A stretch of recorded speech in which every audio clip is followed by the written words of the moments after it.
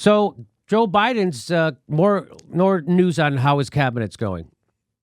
Biden's transition team is stuffed with Amazon, Uber, Lyft, and Airbnb personnel. Biden's agency review team highlights the revolving door between big tech and Washington. Wow. His team is stuffed with Amazon, Uber, Lyft, and Airbnb. It's kind of like a who's who of exploiters. And there's an app for that.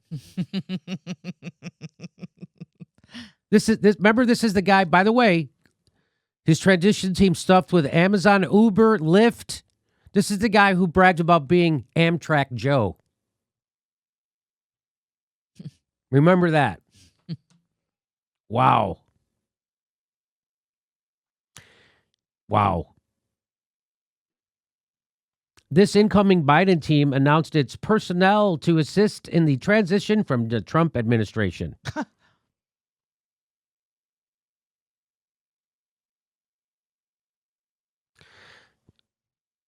Wow. Doesn't the word transition tell me that there's supposed to be some sort of change with the team, but really we're just getting corporatists and people who are going to exploit other people? That's no transition, I guess. I guess with Uber and Lyft, they're making sure people can get a ride out of the White House easily. I mean, come on. Predictably, tech industry executives, insiders, and Obama administration alumni turned lobbyists are overrepresented. And progressives aren't represented at all. Something else we could have predicted. The Biden-Harris team's picks include executives at notoriously badly behaving companies such as Uber and Amazon. Crucially, some team members have worked to support gig companies' assault on labor in recent years. I guess everybody at Comcast was a little too busy. They just went to Uber and Amazon. The picks include Bridget Dooling. She's a professor at George Washington who works out of the nonpartisan Koch-funded Regulatory Study Center, who conjures academic research defending the deregulation of the fossil fuel industry. That's another one of Joe Biden's picks. Wow. And you know, if it's Koch-funded, so you know there's no agenda. She worked at for Koch-funded think tank. Are you kidding me? He's getting his people from Koch-funded think tanks.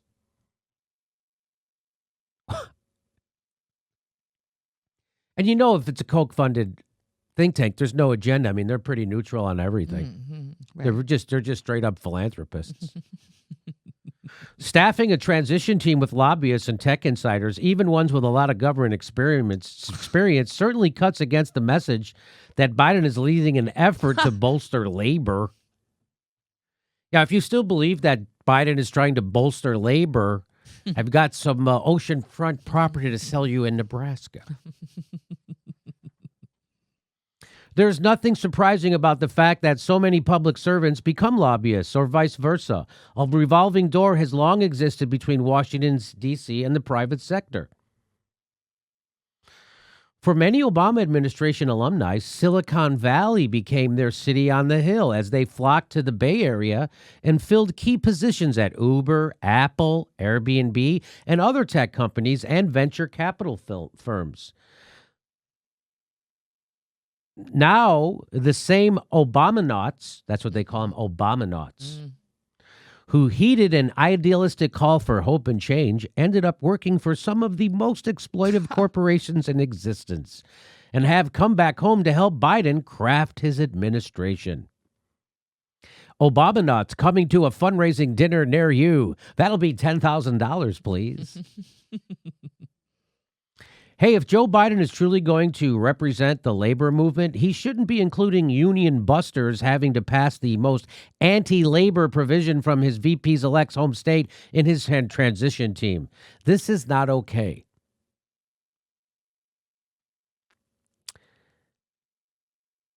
Wow. Hey, Citigroup chose Obama's 2008, just so you know. And by the way, so Obama... Citigroup, who chose Obama's 2008 cabinet. So I don't know if you know about this, but WikiLeaks revealed that his entire cabinet was pre-chosen by Citigroup.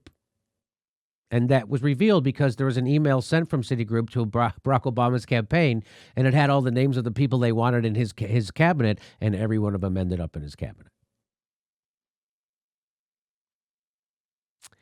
The most important WikiLeaks revelation isn't about Hillary Clinton. Nope, it was about that Citigroup email. 1 month before the presidential election in 2008, the giant Wall Street bank Citigroup submitted to the Obama campaign a list of its preferred candidates for cabinet positions in an Obama administration. The list corresponds almost exactly to the eventual composition of Barack Obama's cabinet. Revealed by WikiLeaks in a recent document released from the email account of John Podesta, the lists were sent from Michael Froman, who was then an executive with Citigroup and currently serves as a U.S. trade representative. The email is dated October 6, 2008, and bears the subject line lists.